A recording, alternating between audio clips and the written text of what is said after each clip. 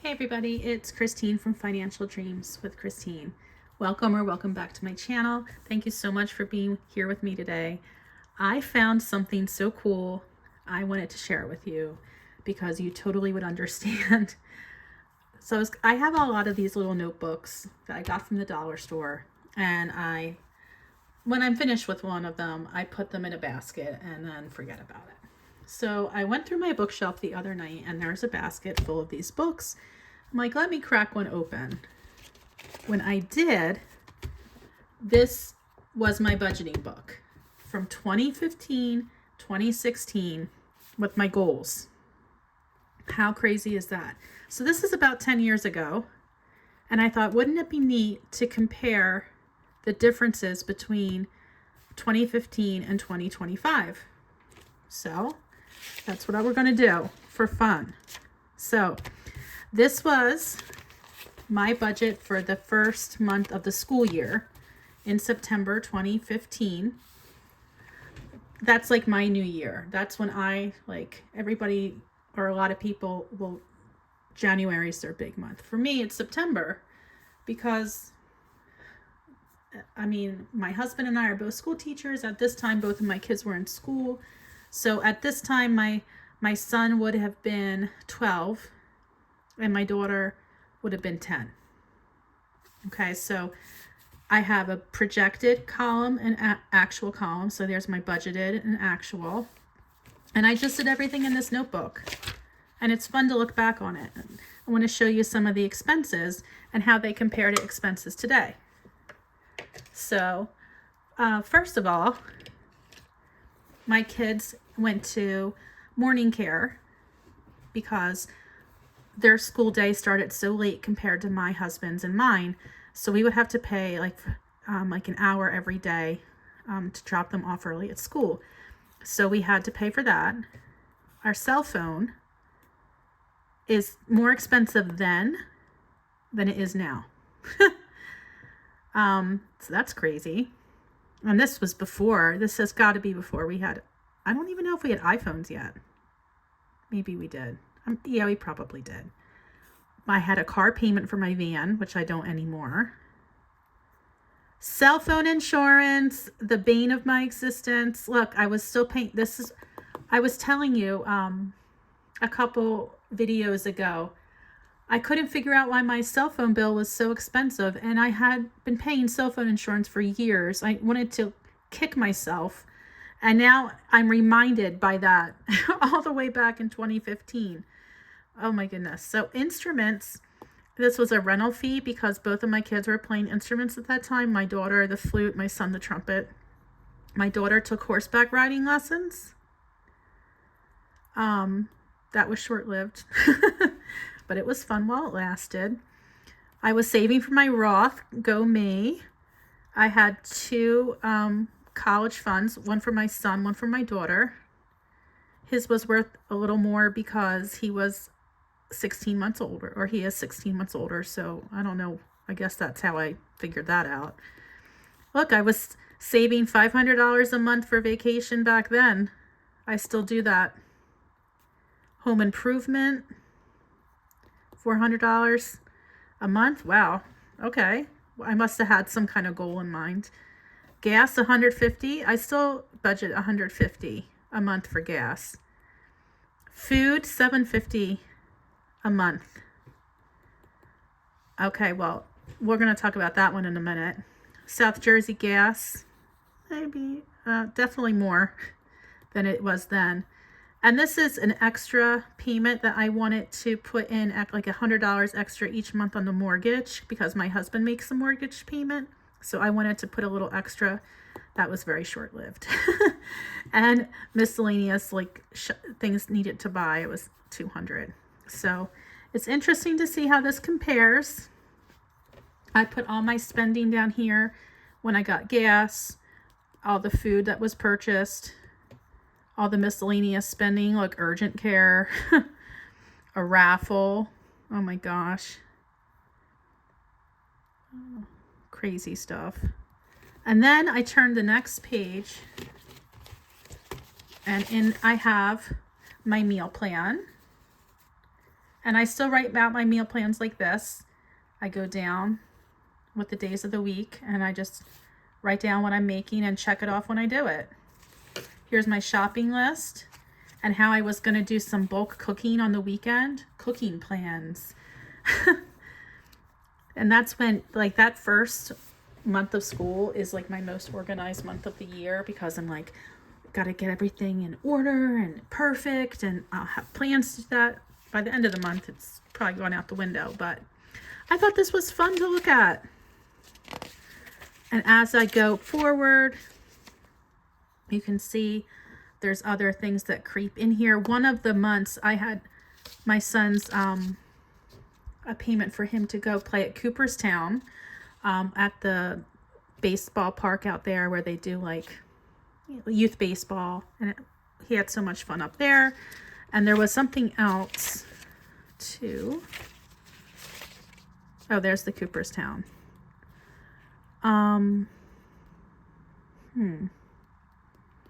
Here you can see this is now November, and I'm budgeting in fall and winter clothing for the kids and my husband's Christmas gift.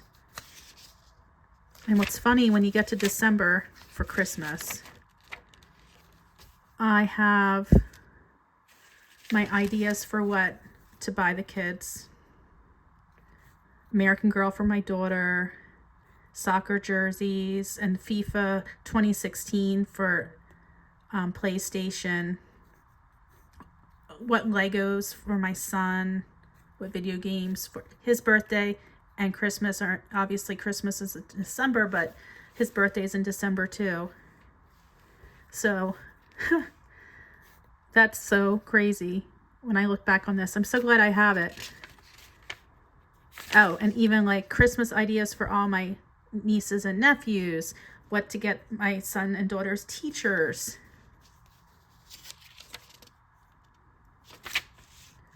And then we took a trip to London. That was, 2015, my mom passed away in May. And I was bound and determined that I was not going to be home for Christmas this year, because I couldn't do Christmas without my mom. That's like I had a mental block about how I could possibly even handle Christmas without my mom. So my solution was, get the hell out of here and let's go somewhere. So we went away for Christmas. We had an amazing time, and these were all of our plans of where we stayed, and then like all the different places we visited. And then that's the last kind of part where it was super detailed. But then what happens as you go through the month, or through the months, I start breaking down like what I'm eating, because obviously I was on a diet here. I was counting calories. I was writing out breakfast, lunch, dinner with snacks. Getting recipes from Skinny Taste. But then this is funny, like blank. February blank. February meals, nah. But then I guess I just took a lot of notes. We had plans to go to Vero Beach for spring break, like the Disney Vero Beach Resort. A week before this trip was supposed to happen, my son got an appendicitis, and he was hospitalized and had to have an emergency appendectomy. So this trip never happened, ever. We had to cancel that, which is fine. But the weirdest thing is that when we were in London, that's when he started to have some symptoms of like stomach pain, and very, very sharp pain. And we didn't think anything of it. Like, we were like, okay, it's gas.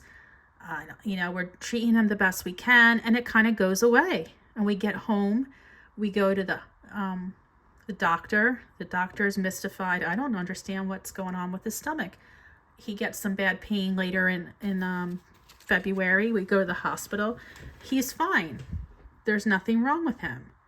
And then this was going on for months. And this poor kid, I mean, it took one doctor who looked at one specific marker on his blood test to be like, oh my God, let's get a CAT scan and see what's going on. And then we had him up at Children's Hospital in Philadelphia.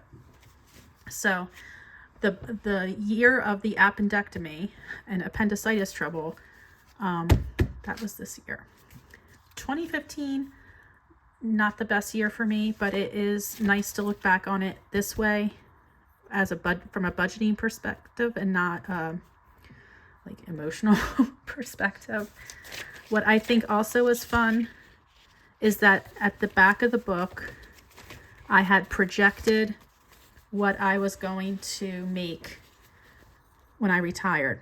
I mean, I've always been obsessed with retirement. So I thought, let's see, what will my pension be if I'm a teacher and I work till I'm 60? I've taught 35 years at that point. And at this time, based on the amount I was making, I would have been making $4,500 per month for pension. But I thought this was funny that I put over here, not working till 60. Because I was right. I am not working till 60. I am working till I'm 51. I'm retiring early. And then I had all of these, like, I use prediction calculators for, like, if I keep on, depositing this each month, what will my retirement savings be like with my Roth and with my 403b? So my Roth, by now I'm supposed to have 170K, which it did not work because that the contributions weren't consistent, and I took several years where I wasn't funding it at all. So did not come true. The 403b, by the time I retire, that should be about the right amount. My son and daughter's 529s amounts were about the same. Right now they're almost depleted, but I did get them about that high. And yeah, so it is interesting to look back and see what I had planned on, what my goals were, and let's compare them to today.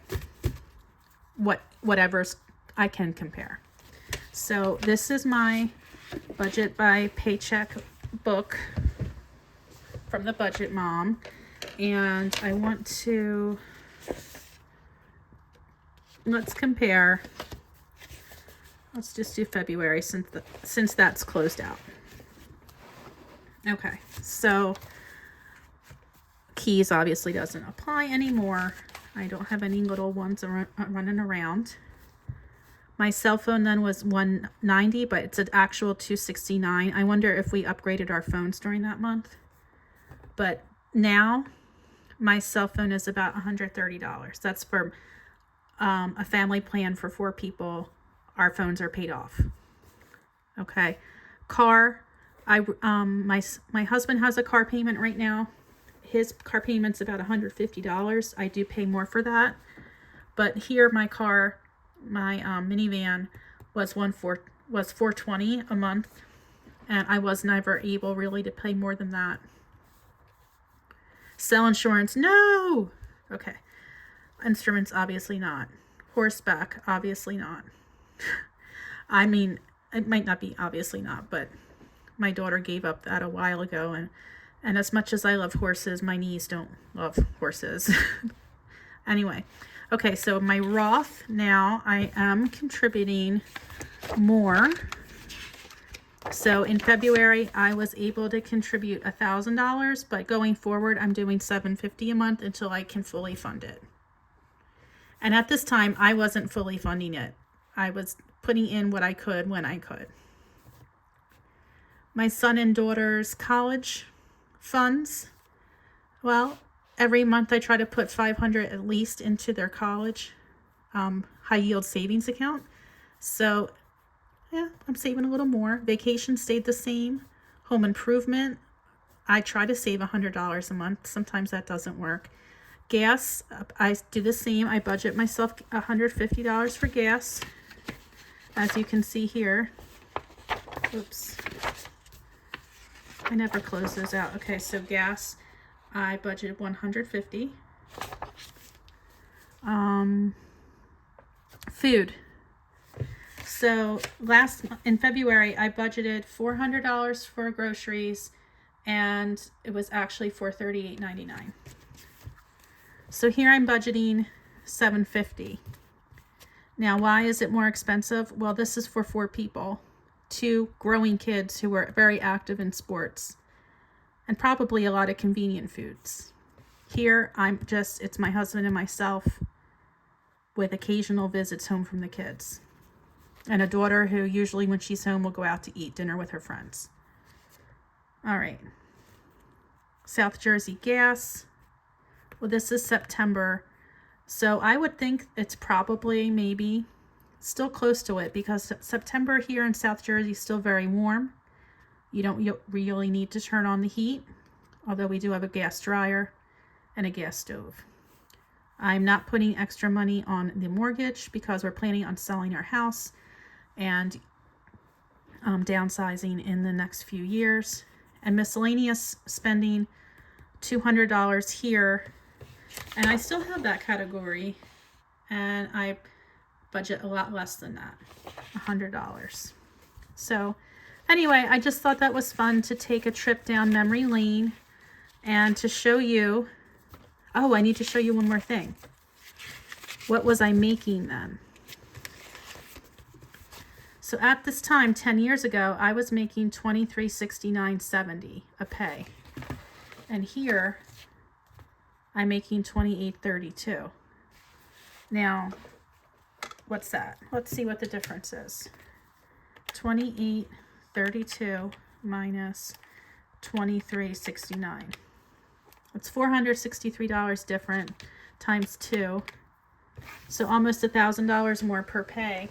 But what is also different is I am taking out now money for a flexible spending account that I did not have back here. I also have more savings going into my 403B that I did not have here.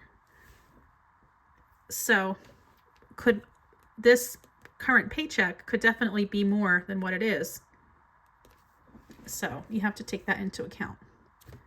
Anyway, I hope that you enjoyed my trip down memory lane, and also my favorite part of my book, not working till 60, at least not teaching till 60. Working, yeah, I could do something else, but I'm not interested in teaching that long because I'm burnt out. Okay, this is a trip that never happened. Or did it? No, it didn't. Yeah, a girl can dream. Maybe that trip will sometime happen.